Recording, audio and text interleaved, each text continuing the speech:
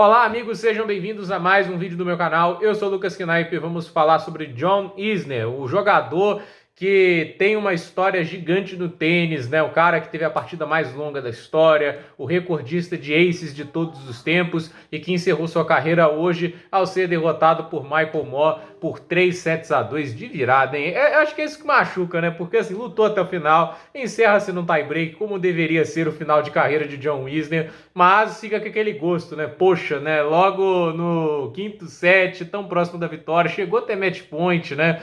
Perdeu uma grande oportunidade o Isner, mas ao mesmo tempo tem que ter orgulho de uma carreira muito grande, né? Eu acho que assim, muita gente só olha talvez para os caras que ganharam todos os títulos, os caras de todos os recordes, entende? E não valoriza o cara que, assim, o Isner era um tenista de quase 2,10 m, né? Eu acho que isso é uma coisa que chama muita atenção, né?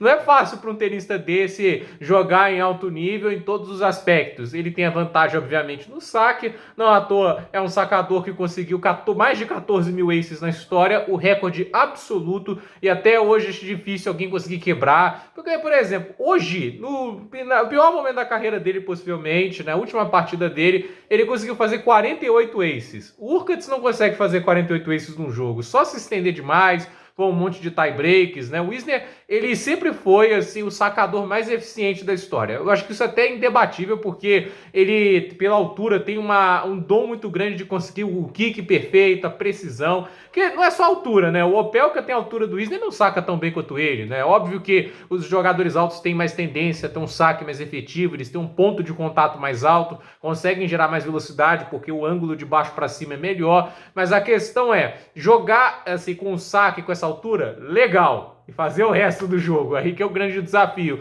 E aí que eu já critiquei muito o John Isner, né? Porque ele foi um tenista que na maior parte da carreira dele, né, ele teve um jogo de quadra, de fundo de quadra, no meu ver, muito, assim, apressado, entende? Como ele sabia que não ia aguentar muitas trocas, ele basicamente tentava decidir na primeira bola que aparecia, cometia muitos erros não forçados, né? No melhor momento da carreira dele, né, eu até me lembro do momento que ele foi finalista em Indian Wells, acho que em 2012, né? Ele ganhou do Djokovic nas semifinais, uma das maiores vitórias da carreira do Isner, né? E assim, ele jogou tão bem no fundo de quadra, dentro da possibilidade dele, né? Que eu ficava pensando, poxa, se ele fizesse essa carreira toda, não, será que ele não conseguiria mais sucesso, né? Ele ganhou o Masters 1000 na carreira, né? Ele ganhou em Miami em 2018, né? Isso mesmo, 2018 contra Alexander Zverev.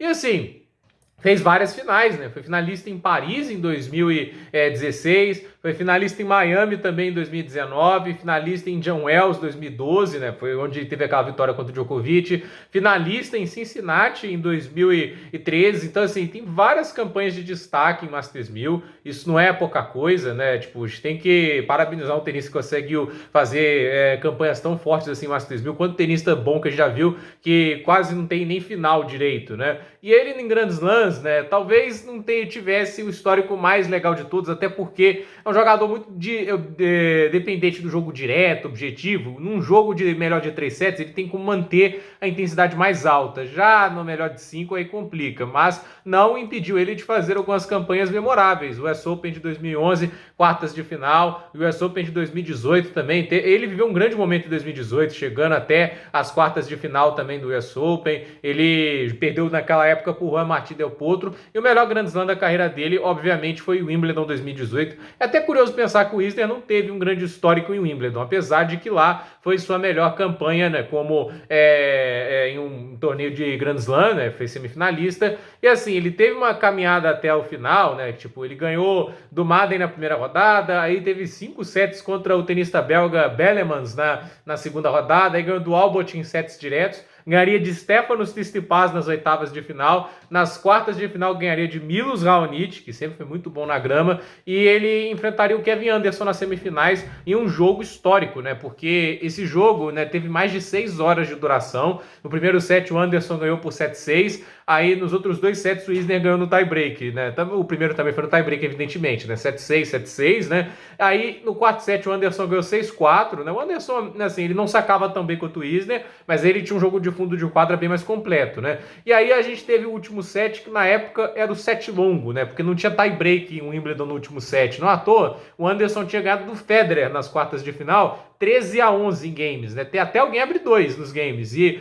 o Isner é um cara difícil de quebrar. O Anderson é um cara difícil de quebrar. Até onde foi esse set? 26-24. E o Anderson avançou a final, né? E assim, o Isner pode não ter avançado a final, mas tirou toda a chance do Anderson ganhar, né? Porque assim, o Anderson que tinha dado tanto trabalho ao Djokovic em 2017, acho que foi 17, né? O ano que o Djokovic teve um trabalhão contra o Anderson, mas a questão é, eu acho que foi antes, foi mais antes, né? 17 acho que ele não estava tão bem assim fisicamente, né? Mas a questão é, ele chegou na final, estava completamente exausto, o Djokovic tinha uma vantagem física muito grande contra ele, né? Não que eu acho que ele venceria em 100%, né? Tipo, a chance ainda era muito pequena, mas fato é que assim, o Isner exigiu muito fisicamente do tenista sul-africano. E ele, em Wimbledon, criou, acho que talvez, a partida que nunca vai ter um recorde superado, a mais longa de todos os tempos, mais de 11 horas de jogo contra Nicolas Mahut. E eu falei do set longo, 26-24 parece um absurdo de muito longo, né? Mas vamos lembrar no Wimbledon 2010, quando ele ganhou de Nicolas Mahut em um quinto set que foi 70-68. Literalmente 70-68. E assim, né, acho que até hoje é o recorde de aces, né? Ele teve 113 aces nesse jogo. 113 aces num jogo só. Olha, se bobear, acho que tem temporada do Nadal que ele não deve ter 113 aces, porque nunca foi um cara de ace, né? E ele fez isso naquela partida. Set longo ajuda, evidentemente, né? Aí foi 6-4, 3-6, 6-7, 7-6, 70-68, né? E assim, essa partida demorou 3 dias para ser completa, porque tem aquela questão que o Wimbledon não tem iluminação artificial. Esse jogo não foi de quadra central, né? A gente sabe, né? O Isner com o Nicolas Mahut, né? E assim, ele terminou essa partida e depois teve que jogar a rodada contra o Timo de Backer, né? No mesmo dia que ele terminou a partida de 11 horas, e teve que jogar contra o Timo de Backer e perdeu 0-6, 3-6, 2-6, né? E ele não conseguiu conseguir um ace nessa partida, de tão exausto que ele tava, né? Então, é aquela história, né? Tem muita coisa para contar, né? Ele tem também o dia que ele tirou 2 sets do Rafael Nadal em Roland Garros. Inclusive, acho que, eu não sei se foi o segundo ou o primeiro, porque o primeiro eu acho que foi o Soderling, né? Porque o Soderling ganhou do Nadal em 2009, eu acho que essa partida foi em 2010, né? Ou 2011, agora não tô lembrando, mas a questão é, o John Isner, naquele ano, conseguiu vencer 2 sets do Nadal no tie-break, né? Quase que eliminou o rei do saibro em seu maior palco, né? Imagina isso, né? Um sacador quase eliminar o Rafael Nadal em Roland Garros, né? Foi um feito que o Isner quase conseguiu. No auge, um tenista insuportável de enfrentar. É o que a gente vê, por exemplo, hoje nos melhores dias do Hubert Hurkacz, né? O Hurkacz, obviamente, é melhor do fundo de quadra, só que o Isner sacava ainda melhor do que o Hurkacz saca. Então, é uma carreira grande, né? A gente tem que respeitar muito o que o Isner fez, né? Muitos aces, né? Mais de 14 mil aces é uma coisa assustadora. E, assim, foi uma carreira prolongada em bom desempenho também. Agora, no final de carreira, é complicado, né? 38 anos de idade, não tem a mesma resistência física, mas foi um guerreiro e, assim, teve que aguentar a pressão de ser o melhor tenista americano durante muitos anos, né? Pós uma época de Pat Sampras, Andy Roddick, né? Então, assim, não foi uma vida fácil pro Isner, né? Então,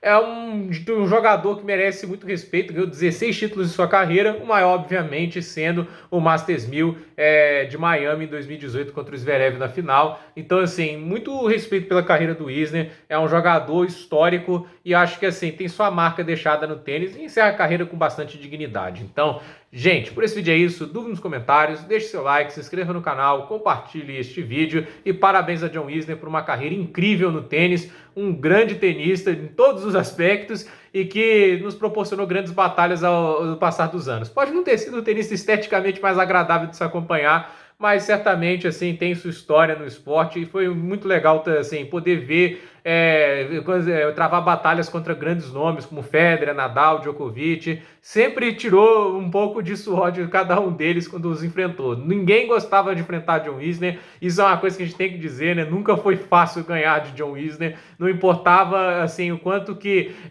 o superfície poderia ser contra ele, esse saque sempre foi insuportável para qualquer tenista no ranking mundial. Então, gente, por esse vídeo é isso, dê nos comentários, deixe seu like, se inscreva no canal, compartilhe esse vídeo e até o próximo vídeo.